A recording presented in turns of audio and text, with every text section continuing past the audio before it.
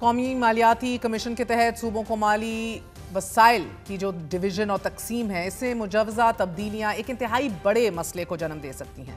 اہم نقطہ یہ بھی ہے کہ کیا دوسرے صوبے اس تبدیلی کو قبول کریں گے؟ ترمیم کو پارلیمنٹ میں پیش کرنے سے پہلے وفاقی جماعتوں کے درمیان وسیع اتفاق رائے کی ضرورت ہے۔ As we speak right now Peoples Party کا سینٹرل ایگزیکٹو کمیٹی کا اجلاس جاری ہے، جو پچھلے 4 گھنٹے سے متحرک ہے، اور آج رات ہی ایک پریس کانفرنس بھی متوقع ہے۔ سب سے پہلے بات کریں گے، ہمارے ساتھ ماہر قانون حسن رضا پاشا موجود ہیں۔ پاشا صاحب بہت بہت شکریہ ساتھ دینے کا۔ سر فرمائی دیجیے گا کہ ابھی سب سے زیادہ آپ کو بڑا ہکپ یا آبسٹیکل کیا دکھائی دے رہا ہے اس ترمیم کے حوالے سے؟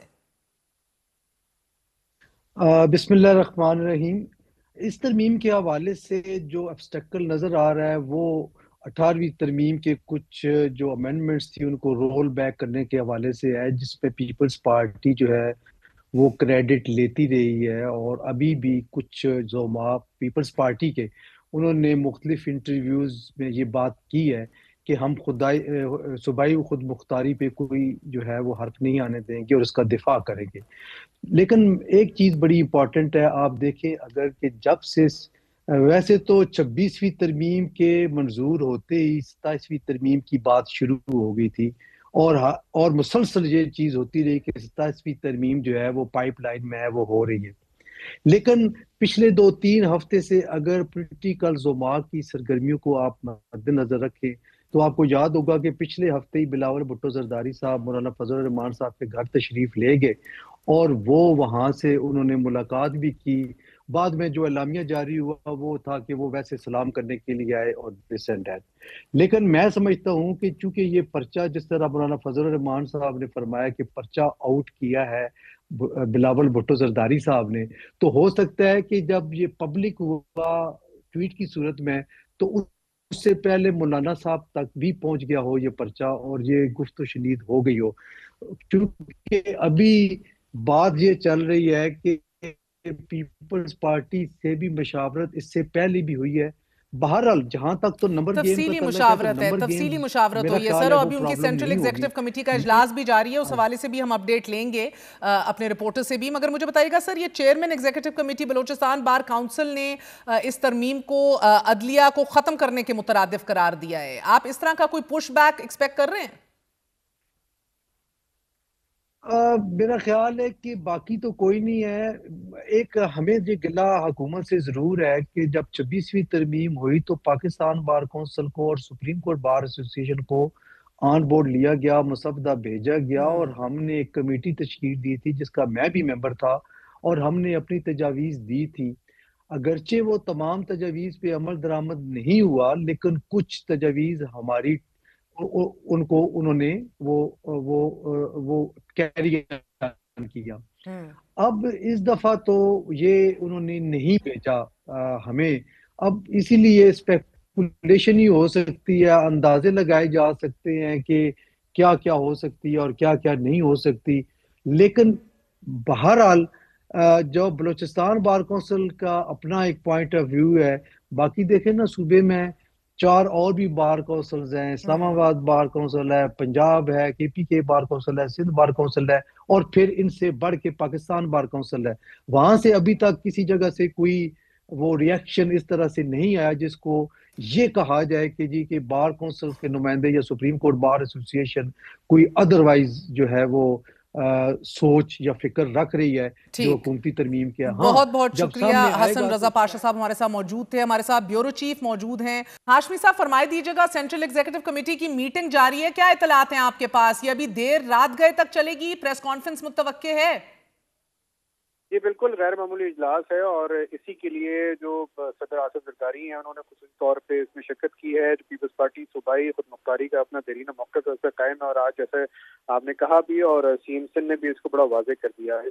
پیپلز پارٹی یہ بھی کہتی ہے کہ جو قومی مفادات ہیں اس کو پیش نظر رکھا جائے گا، لیکن 27ویں ترمیم پہ جو مجوزہ ڈرافٹ ہے اس پیپلز پارٹی کی قانونی ماہرین کی آراء آلریڈی شامل ہے، لیکن اس میں جو کچھ چیزیں ہیں جیسے میں نے کل بھی بتایا تھا کہ اس میں کچھ چیزیں ہیں جیسے پیپلز پارٹی کے تحفظات ہیں، اس میں ایک تو این ایف سی ایوارڈ میں شیئرنگ ہے صوبوں کی، उस शेयरिंग के हवाले से उनका खासा एक वाज़ेह मौक़िफ़ है। 18वीं तरमीम के हवाले से उनका एक खासा वाज़ेह मौक़िफ़ है। उसमें सूबाई खुदमुख्तारी के हवाले से उनका खासा वाज़ेह मौक़िफ़ है। इसमें ये बात भी चल रही थी कि अगर जो एजुकेशन, महकमा एजुकेशन है, अगर उसको वफाक पहले की तरह उसी तरह कर ले जिस तरह पहले होता था 18वीं तरमीम से पहले, तो मेरी बात हुई थी चंद पीपल्स पार्टी के सीनियर रहनुमाओं से, वो ये कहते हैं कि इसमें जो one curriculum for all country है उस पे तो पीपल्स पार्टी राजी हो सकती है कि करिकुलम की हद तक एक जो है वफाक उसको कर ले और उस करिकुलम को पूरे निसाब को पूरे मुल्क में नाफिज कर दिया जाए। यहाँ तक तो पीपल्स पार्टी इस पे राजी हो सकती है, लेकिन जो अगर जो महकमा जिस तरह पहले था अगर उसी तरह उसके इख्तियारात और उसकी सारी चीजें जो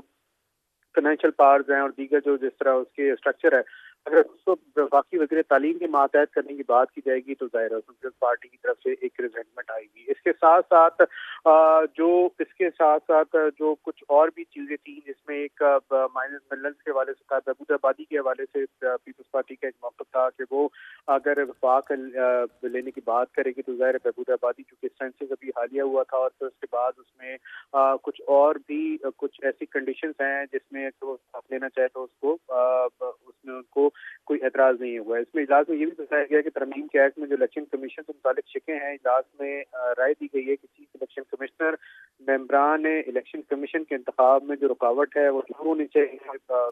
मालियाती शेयर हैं सूबों के हवाले से सीसी ने उसमें इजलास की जो अरकान है उसके सीनियर जो रहनुमा है उन्होंने वाज़ेह मौक़िफ़ दिया कि सूबाई खुदमुख्तारी और एनएफसी पर हमारा मौक़िफ़ वाज़ेह है और इसे कबूल किया जाए। अरकान को ये भी बताया गया है कि नून लीग और दीगर तमाम स्टेक होल्डर्स के साथ जो ड्राफ्ट की बेशतर शिकवे हैं उन पर मुस्बत बात हुई है। तो ये कुछ इसमें चीज़ा पॉइंट है जो मैंने आपको बताया। बहुत शुक्रिया। तला हाशमी हमारे साथ मौजूद थे, नुमाइंदा खसूसी ब्यूरो चीफ कराची। गैर मामूली इजलास है सेंट्रल एग्जीक्यूटिव कमेटी का। ये वो 74 सीटें हैं पीपल्स पार्टी की कि जिसके बगैर ये तरमीम जो है वो पास हो ही नहीं सकती। मेक और ब्रेक है। इट इज़ वेरी इंट्रीगिंग कि एग्जैक्टली पीपल्स पार्टी इसको किस तरह पेश करेगी, किस तरह एक्सेप्ट करेगी। वफाकी हुकूमत की जानिब से मरकज़ के वसाइल की तकसीम के लिए तश्कील दिए गए एनएफसी में बड़ी तब्दीली का अंदिया दे दिया गया है। अब पीपल्स पार्टी भी अभी इस पर गौर कर रही है एज वी स्पीक, लेकिन खबर यही है कि ये एक फॉर्मेलिटी सिर्फ साबित हो सकती है। Now one has to understand कि अपने दरीना मौक़िफ़ से हट के पीपल्स पार्टी किस तरह एक हकीकत पसंदाना मौक़िफ़ की तरफ आती है। What the state needs right now to revisit the NFC award. सियासी एंगल से हटकर नाजरीन अगर मौजूदा एनएफसी को देखा जाए तो इस वक्त 7वां अवार्ड चल रहा है। हालांकि हर 5 साल के बाद नया एनएफसी अवार्ड होना लाजमी करार दिया गया था, मगर ऐसा होता नहीं है अनफॉर्चुनेटली, बल्कि गुज़िश्ता कई सालों से ये देखा गया है कि बगैर किसी भी मीटिंग के या फिर 1-2 मीटिंग्स के बाद सदारती ऑर्डर के जरिए ही नए एनएफसी अवार्ड का ऐलान एक मामूल बन चुका है। अब एनएफसी में सूबों के हिस्से से मुतल्लिक बहस का आगाज तहरीक इंसाफ की हुकूमत के दौरान ही हो गया था। इमरान खान ने बतौर वजीर आज़म मुतअद्दिद बार ये कहा था कि सूबों को पैसे देने के बाद वफाक के पास कुछ बचता ही नहीं है। इससे मिलता जुलता मौका मुस्लिम लीग नवाज का भी रहा है। साबिक वजीर खजाना मिफ्ताह इस्माइल भी एनएफसी अवार्ड में तब्दीली की ख्वाहिशमंद रहे हैं। On the record even as finance minister he did speak about it countless times. जबकि पीपल्स पार्टी का मौक़िफ़ है कि एनएफसी के अवार्ड में तब्दीली तो होनी चाहिए, मगर सूबों का शेयर कम करने की बजाय से बढ़ाना चाहिए।